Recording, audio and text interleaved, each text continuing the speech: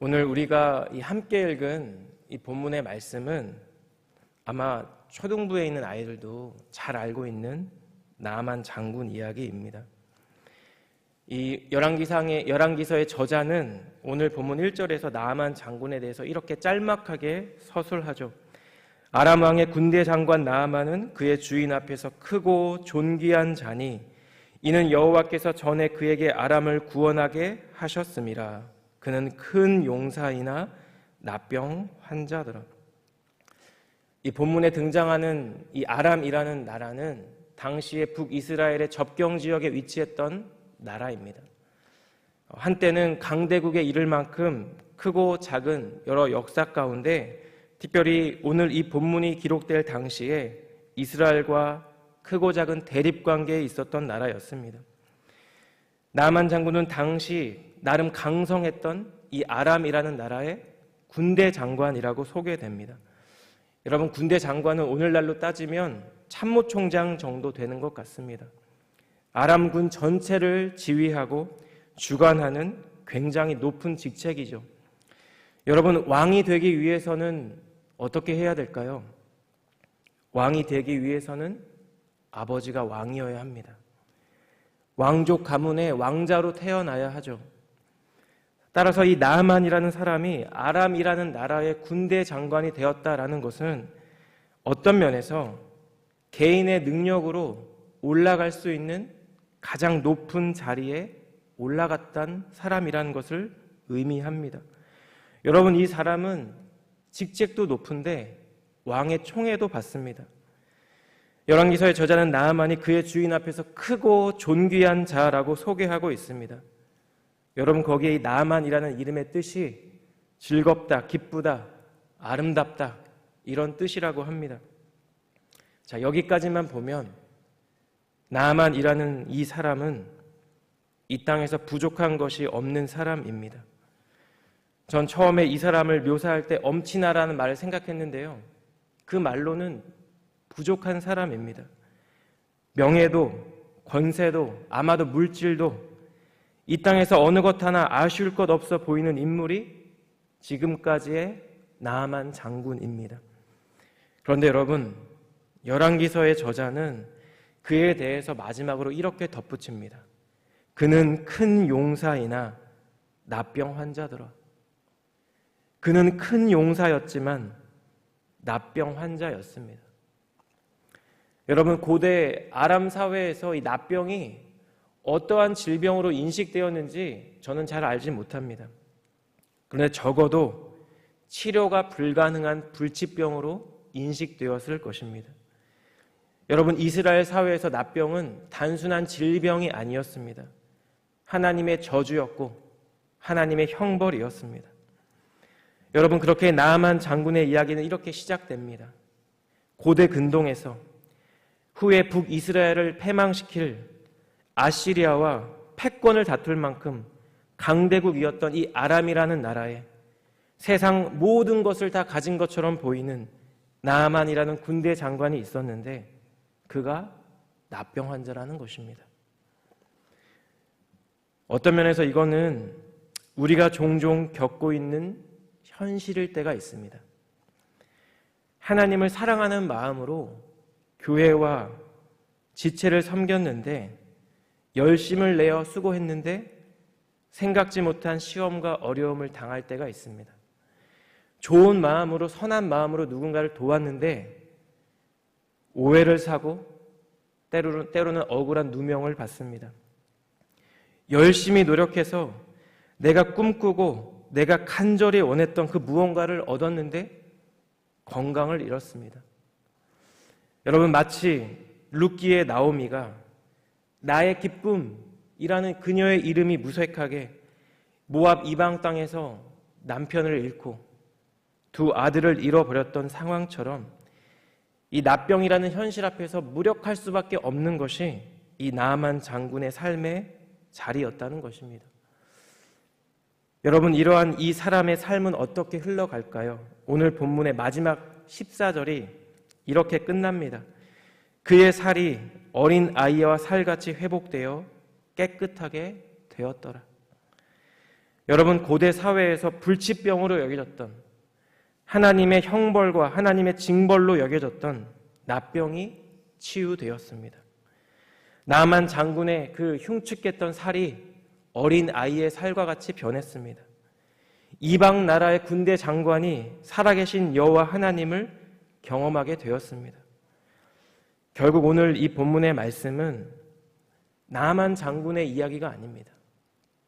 나만 장군의 삶 가운데 개입하시고 그 뜻을 이루어 가신 우리 하나님에 대한 이야기입니다. 우리 이 시간 함께 본문의 말씀을 조금 더 자세히 살펴볼 때요, 특별히 이 교훈을 함께 나눌 때 저와 우리 사랑하는 성도님들의 삶의 자리 가운데 이 나아만과 같이 살아계신 하나님을 경험하는 은혜와 축복이 우리 안에 회복되기를 주님의 이름으로 축복합니다.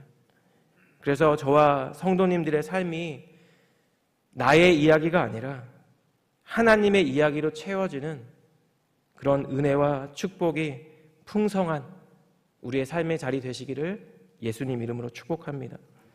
첫 번째로 나만 장군 이야기는 우리에게 온 세상을 통치하시는 분이 바로 하나님이라는 분명한 사실을 전달하고 있습니다. 이런 나만 장군의 삶에 예상치 못한 인물이 등장하는데요, 바로 포로로 잡혀온 이스라엘 소녀입니다. 그런데 이 소녀가 이상한 말을 하는 것이죠. 2절과 3절을 읽겠습니다. 전에 아람 사람이 떼를 지어 나가서 이스라엘 땅에서 어린 소녀 하나를 사로잡음에 그가 나아만의 아내에게 수종들더니 그의 여주인에게 이르되 우리 주인이 사마리아에 계신 선지자 앞에 계셨으면 좋겠나이다. 그가 그 납병을 고치리이다 하는지라. 여러분, 이 고대 사회에서 여성의 인권은 그렇게 오늘날과 같지 않았다는 거 저희 알고 있습니다. 그런데 어린 소녀라면 더욱 그렇겠죠. 거기에다가 적군으로부터 포로로 잡혀온 이름 모를 이스라엘 소녀, 이방인이라면 더욱더 그럴 것입니다. 한마디로 아람 이 사회에서 약자 중에 약자고 가장 소외받는 계층의 사람의 이야기가 가장 높은 계층의 사람에게 전달된 것입니다. 이 나아만 장군이 성경에 이름도 나오지 않는 이 이스라엘 소녀를 통해 이스라엘의 선지자를 알게 되었습니다. 그리고 결국 그의 납병이 온전히 치유되는 그런 경험을 하게 되죠. 사랑하는 여러분, 오늘 이 아침에 이 짧은 구절 앞에서 우리는 이런 의문들을 가져야 합니다. 이스라엘의 어린 소녀가 이 아람군에 잡혀 포로로 살아간 것이 우연일까요? 많고 많은 군인들 가운데, 장교들 가운데 하필 군대 장관 나아만의 집에 거하며 그의 아내를 섬기게 된 것도 우연일까요? 이 어린 소녀가 자신의 주인을 걱정하며 전한 이 말이 나아만 장군의 아내의 귀에 들리고, 그리고 그 말이 이 장군의 귀에 들리고, 결국 나아만 장군이 이스라엘의 선지자를 찾아간 것도 과연 우연일까요? 우연이 아니죠. 근거가 1절에 이렇게 소개됩니다. 이는 여호와께서 전에 그에게 아람을 구원하게 하셨습니다. 여러분, 주님은 이미 나아만 장군을 알고 있었습니다. 그를 주목하고 있었습니다. 하나님은 그를 통해 아람을 구원하게 하셨고 그로 하여금 아람 왕 앞에서 크고 존귀한 자가 되게 하셨습니다. 주님은 결국 이 나아만 장군 이야기를 통해 온 세상을 통치하시고 주관하시며 다스리시는 분이, 그 존재가 바로 하나님이라는 사실을 우리에게 전달하고 있다는 것이죠.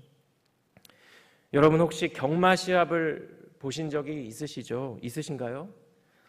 경마 시합에 참가하는 경주마들을 한번 자세히 보시면 눈 근처에 무언가 씌어져 있는 것을 우리가 보게 됩니다. 이것을 경주마의 눈 가리개라고 합니다. 차 한 대라고 하는데요. 여러분, 이 눈 가리개를 경주마에 씌우는 이유는 경주마의 시야를 제한해서 기승자의 말을 더 잘 들을 수 있도록 하기 위함이라고 합니다. 그런데 저는 종종 어떤 문제 앞에 서 있을 때, 어떤 특별한 기도의 제목이 우리의 삶에 있을 때 나의 시야가 저 경주마와 같다라는 생각을 할 때가 있습니다. 우리는 고난이 임할 때 우리의 시야가 한없이 좁아지는 것을 경험합니다. 지금 나에게 닥친 그 문제만 생각납니다. 그 어려움을 생각할 때마다, 해결되지 않은 문제가 떠오를 때마다, 이 문제를 놓고 기도할 때조차 가슴이 답답하고 마음이 힘이 듭니다. 여러분, 그런데 아이러니컬하게도 이 경주마들이 시야가 굉장히 제한적인 상황 속에서도 시속 60km, 70km 빠른 속도로 목표를 향해 달려나갈 수 있는 근본적인 이유는 자신 위에 올라타 있는 기승자에 대한 믿음과 신뢰라는 것입니다. 오늘 이 본문의 말씀은 역경과 시련 앞에서 우리의 삶의 어떠한 자리에서도, 설령 우리의 시야를 가리는 상황 가운데서도 우리에게 정말로 필요한 것은 하나님의 섭리와 하나님의 주권에 대한 믿음과 신뢰라는 것을 우리에게 전달합니다. 우리가 믿는 그 하나님이 나의 삶의 자리뿐만 아니라 이 세상과 열방을 통치하시고 다스리시는 하나님이라는 사실, 그 사실을 믿는 믿음이 우리 안에 회복되어야 한다는 것입니다. 혹시나 우리 사랑하는 성도님들의 삶의 자리 가운데 나를 계속해서 염려하게 하고, 나를 계속해서 휘둘리게 하고, 나를 계속해서 근심하게 하는 어떤 문제나 시련이 있다면, 내 영혼과 마음을 상하게 하는 기도의 제목들이 있다면, 내 삶의 모든 순간이 하나님의 주권과 섭리 안에 있다는 사실을 기억하며 우리의 모든 문제를 우리 선하신 주님께 의탁할 수 있는 저와 여러분 되시기를 주님 이름으로 축복합니다. 두 번째로, 나아만 장군의 이야기는 이러한 하나님의 주권과 섭리가 인간의 한계를 뛰어넘어 그 주권과 섭리대로 이루어진다는 것을 우리에게 전달합니다. 오늘 우리 이 본문에는 여러 인물들이 등장하죠. 한편의 아주 짧은 재미있는 이야기입니다. 나아만 장군의 아내에게 이스라엘의 선지자를 소개하는 이스라엘의 어린 소녀가 있습니다. 나아만 장군의 이야기를 듣고 많은 재물을 북이스라엘 왕에게 보내는 아람 왕이 있습니다. 아람 왕이 보낸 외교 사절단을 보고 화를 내는 북이스라엘의 왕이 있습니다. 여러분, 이 본문에 등장하는 인물들은 공통적인 특징이 있습니다. 명확한 한계가 있다는 것입니다. 여러분, 이 어린 소녀의 한계는 무엇일까요? 이스라엘의 이 어린 소녀의 한계는 하나님에 대한 지식의 부족입니다.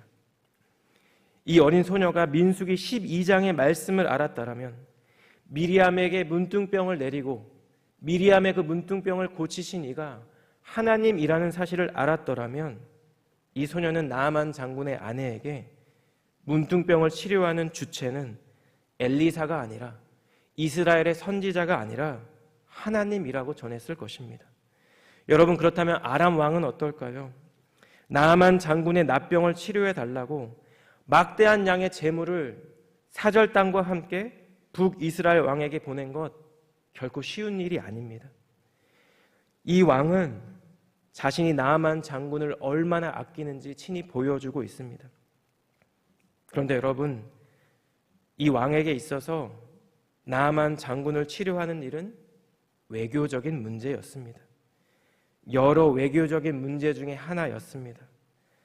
하나님에 대한, 하나님의 선지자에 대한 어떠한 이해도 없었다는 것을 우리에게 보여줍니다. 자, 그렇다면 이스라엘의 왕은 어떨까요? 7절 말씀을 제가 읽겠습니다. 이스라엘 왕이 그 글을 읽고 자기 옷을 찢으며 이르되, 내가 사람을 죽이고 살리는 하나님이냐? 그가 어찌하여 사람을 내게로 보내 그의 납병을 고치라 하느냐? 너희는 깊이 생각하고 저 왕이 틈을 타서 나와 더불어 시비하려 함인 줄 알라 하니라. 여러분, 참 재밌는 반응이죠. 아람으로부터 많은 재물을 받고 외교 사절단을 받은 이스라엘 왕이 자신의 옷을 찢으며 화를 냅니다. 아람 왕이 자기에게 시비를 걸고 있다라고 생각하기 때문입니다. 여러분, 너무나 안타깝게도 북이스라엘의 왕에게는 나아만 장군 이야기에 담겨져 있는 어떤 영적인 메시지를 발견할 만한 자질도 없고 능력도 없습니다. 그가 이렇게 말하죠. 내가 사람을 죽이고 살리는 하나님이냐? 여러분, 이게 무슨 말이냐 하면 그는 적어도 사람을 죽이고 살리는 분이 하나님이라는 사실은 알고 있다는 것입니다. 여러분, 이스라엘의 왕이 한 이 말은 사실 우리가 지금 살펴보고 있는 나아만 장군 전체 이야기를 관통하고 있는 신학적이고 중심적인 메시지입니다. 사람을 살리는 분도 사람을 죽이는 분도 하나님입니다. 한 나라를 흥하게 하는 분도 그 나라를 망하게 하는 분도 하나님입니다. 한 민족이 다른 민족을 지배하게 하는 분도, 그리고 그 다른 민족이 한 민족의 지배를 받게 하는 분도 하나님입니다. 이 세상에 불치병이라고 단정 짓는 그 병을 고쳐주시는 분도 여호와 하나님이라는 것입니다. 여러분, 이스라엘 왕은 사람을 살리기도 하고 죽이기도 하는 것이 하나님이라고 알고 있지만, 하나님이라고 고백하고 있지만 자신은 그런 하나님과 상관없다라고 얘기하고 있습니다.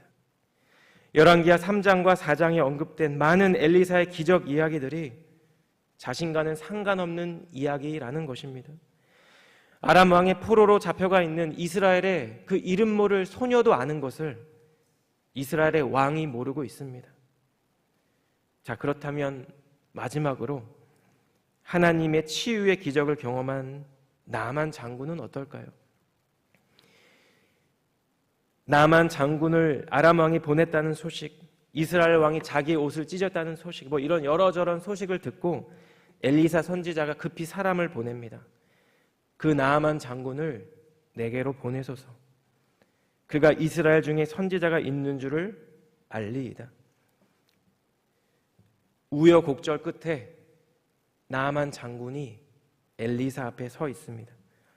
본문 9절을 보시면 그의 곁에는 많은 말들과 병거들이 있습니다. 많은 수행원들이 있었을 것입니다. 많은 재물들도 있었을 것입니다. 열왕기서의 저자가 9절에서 굳이 나아만이 말과 병거를 대동한 사실을 기술하고 있는 것은 나아만이 이 순간에 하나님 앞에서 그의 질병이 치료받아야 하는 환자로서가 아니라 하나님의 은혜가 너무나도 극실히 필요한, 절실히 필요한 영혼으로서가 아니라 아람의 군대 장관으로 엘리사 앞에 서 있다라는 것을 우리에게 암시합니다. 여러분, 그는 누가 그의 병을 낫게 하는지도 모르고 그 분께 어떻게 나아가야 하는지도 모르는 그런 사람이라는 것입니다. 여러분, 제가 짧게 설명드렸지만 오늘 나아만 장군 이야기에 등장하는 대부분의 인물들은 저마다의 한계를 나타냅니다.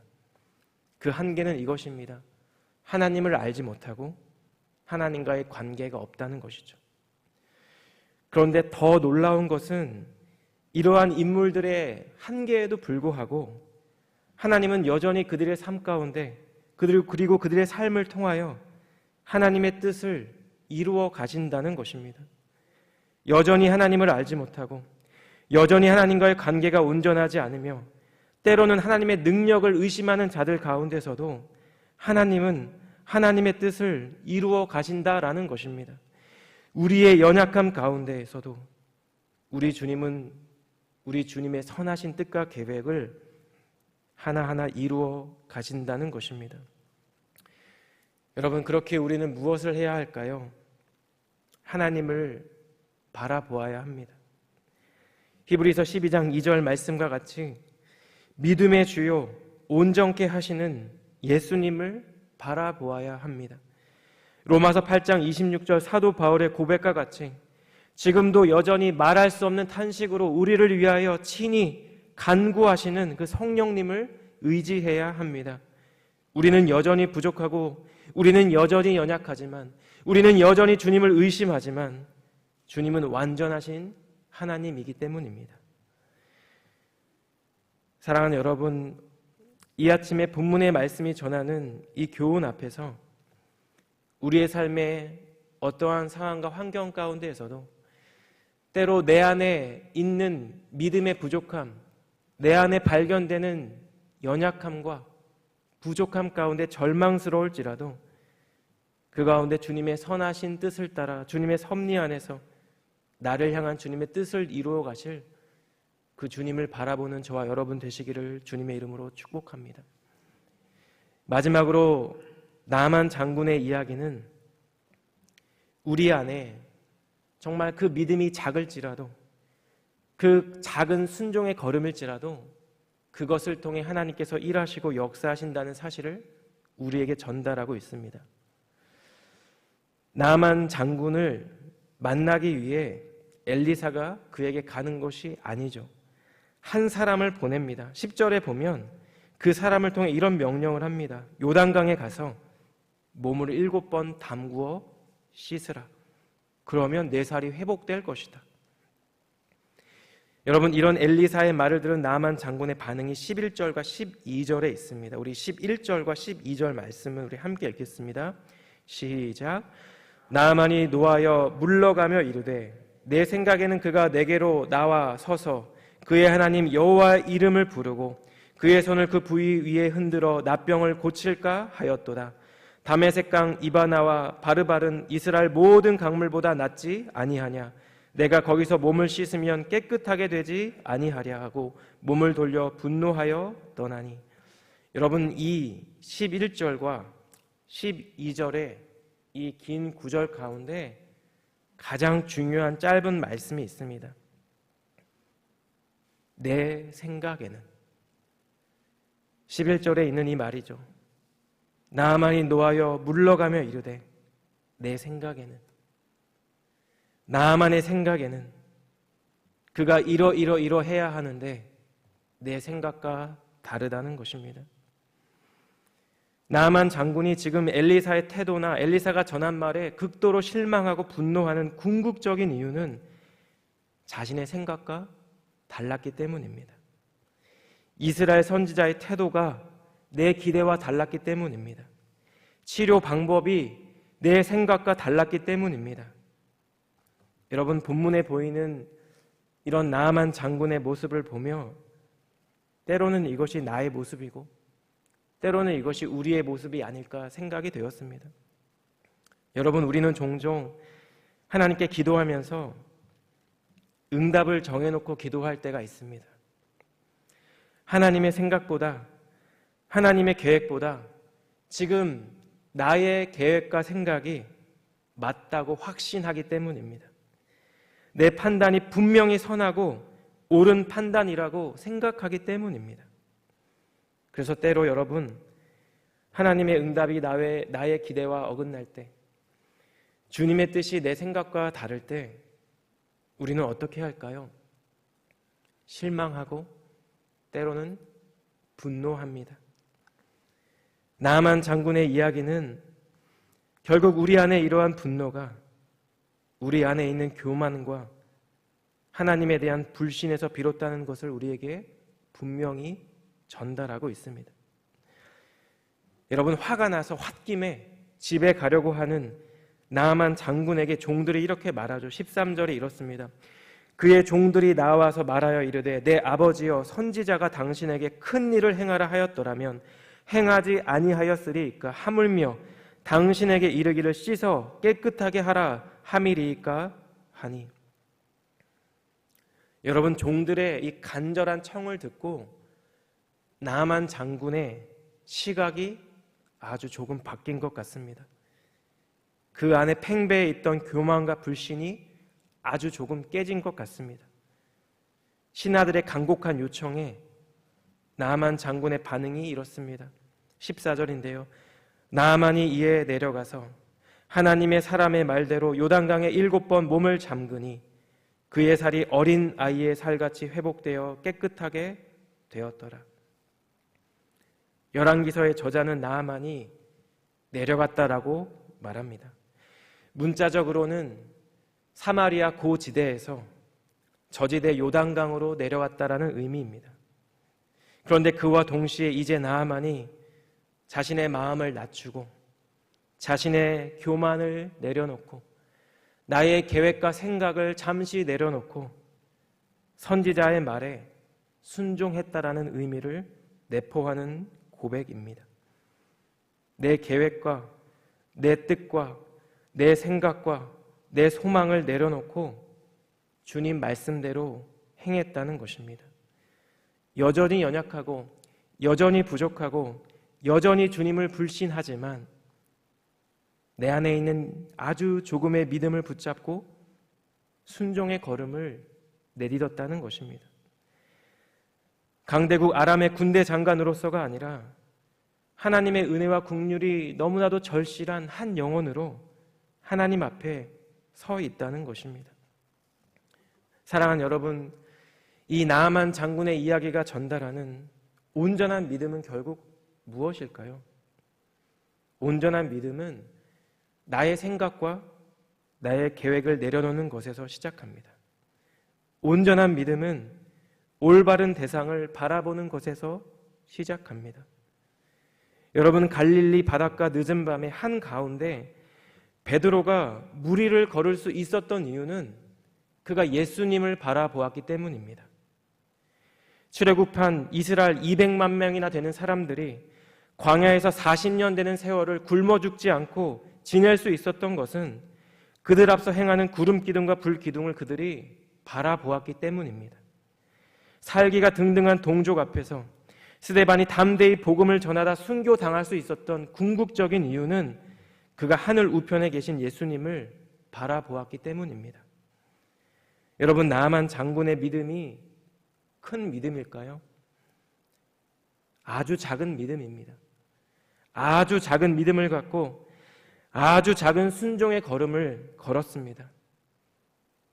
그리고 주님께서 그의 살을 어린 아이의 살과 같이 깨끗하게 해주셨습니다.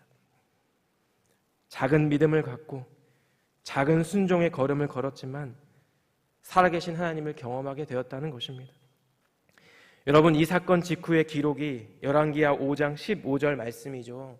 15절에 이렇게 기록되어 있습니다.